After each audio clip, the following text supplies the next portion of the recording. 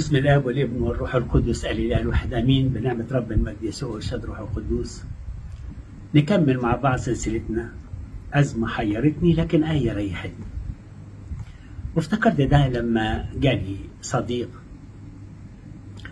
رجل اعمال عنده مصنع، وجالي قال لي يا ابونا انا تعبان جدا اليومين دول، كل المشاكل وكل المصايب جت على دماغي اليومين دول بشكل عجيب، وانا الحقيقه مش قادر استحمل، وبعدين مش لاقي سبب لده كله، فمش عارف يعني اعمل ايه. فقلت لما تعبت قوي قلت اجي القدسك بقى ادردش معاك كصديق قديم. قلت له اهلا بيك. فقال لي يعني المفروض ان اموري كانت ماشيه كويس قوي، وانا كمان مش بشكر في نفسي، يعني بدفع عشوري اول باول، ودي سبب في فتح بيوت كتيره والدنيا ماشيه. لكن فجأة لما كل الحاجات دي خبطت عليا أنا مش عارف سبب. فقلت له بص يا حبيبي، ربنا من محبته لأولاده أحيانا يكون عندهم أخطاء مش قادرين يعرفوا إنها خطية، وتبقى بالنسبة لهم ممكن تضيع الأبدية، وبكده ربنا يحاول يلفت نظرهم بالتدرج. زي ما أنت بتنادي لابنك بصوت بسيط، يا فلان ما جاش تعلي صوتك، ما جاش تقوم تزعق وتصرخ. ربنا بيعمل معانا كده بالطريقه اللي نفهمها، بالطريقه اللي نستوعبها.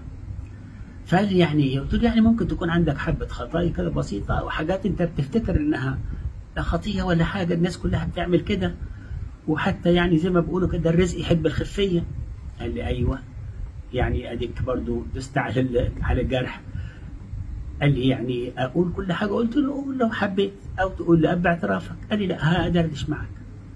قال لي مثلا انا على سبيل المثال في عامل في المصنع انا بثق فيه وبحبه، ولد امين قوي. بقول له لما شريكي يجي المصنع عايزك تسجل لي كل كلمه قالها وتيجي تقولها لي، فيقول لي لا، فانا الحقيقه بجازيه بخصم لانه مش بيسمع الكلام. فقلت له يعني عايز تفسد امانته، انت عايزه امين في الشغل بس تفسد امانته بطريقتك. بص كده تحت وقال لي باين كده. وبعدين قال لي كمان في الشغل لما ندخل مناقصه عايز اكسبها باي طريقه، ده طبيعي؟ قلت له ده حقك. قال لي لا بس احيانا بطرق غير مشروعه، يعني بطرق بيسموها تحت الترابيزه. قلت له ده مش صح. حاجه تانية كمان بيقول لي لو انا مثلا جيت يعني عندي بعض العمال متميزين جدا مهرة، لو الواحد فيهم مثلا يساوي 10 لكن لقيته يقبل ب6 خلاص يبقى 6. قلت له وانت عارفه ان وسط زمايله يعني انت مساويه مع حد اقل منه مهارة وكفاءة وشغل وانتاج؟ قال لي وانا ادفع ليه اكتر طالما هو راضي بالاقل؟ قلت له لا، انت تعتبر نفسك اب بالنسبة لهم وتكافئ المجد. عشان كده عايز اقول لك شوف ربنا من محبته لاولاده يقول ايه في رسالته على لسان بولس الرسول في رسالته العبرانيين، يقول الذي يحبه الرب يؤدبه ويجلد كل ابن يقبله.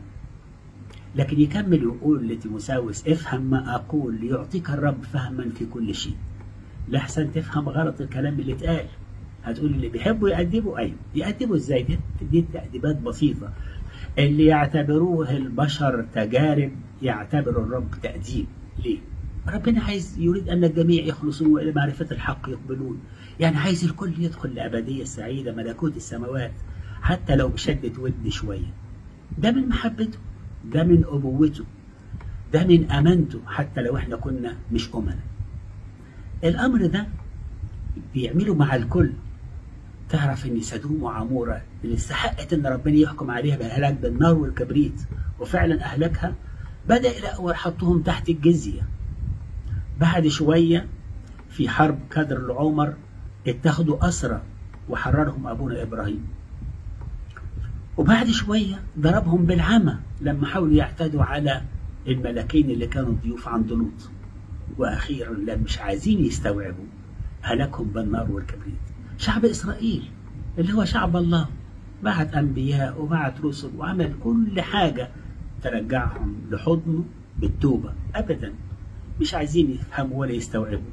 خلهم أسرى، مرة تحت أشور، مرة بابل، مرة مادي وفارس، ومرة اليونانيين، وأخيرا تحت عنف وسطوة الرومان اللي تيتس الروماني الحاكم الروماني اللي هد المعبد هيكل سليمان وسواه بالأرض. وزي ما قال عنه السيد المسيح لا يترك فيه حجر على حجر إلا وينقض، لدرجة إنه دلوقتي مش لاقيين له أثر، مش لاقيين له حتى أثر. وفي النهاية طيب هو مش عايزين يستوعبوا، عشان كده كان بيقول في بداية رسالته كان بيقول بيتي بيت الصلاة يدعى وأنتم جعلتموه مغارة لصوص. لكن في النهاية قال لهم ها بيتكم يترك لكم خرابا، وبالفعل أهو اتدمر. فحبيبي عشان كده ربنا يشد انتباهك مرة واثنين وثلاثة بحاجات زي ده. بيحبك شايفك إنسان كويس، ما عدا حاجات بسيطة. الحاجات البسيطة ناخد بالنا منها ونخلص منها ونرجع تاني لحضنه. تفرح بتوبتك وبنجاحك وبكل حاجة حلوة حصلت معك. تروح النهارده تقعد مع باعترافك، تعترف بكل الحاجات دي وحاجات التانية معاها، وتاخد بداية جديدة، صفحة جديدة. حاول تكتب فيها حاجة كويسة تمجد اسم ربنا وتفرح قلبك وتجهزك للأبدية. له كل المجد الآن وكل أول ولدهر الدهور كلها. آمين.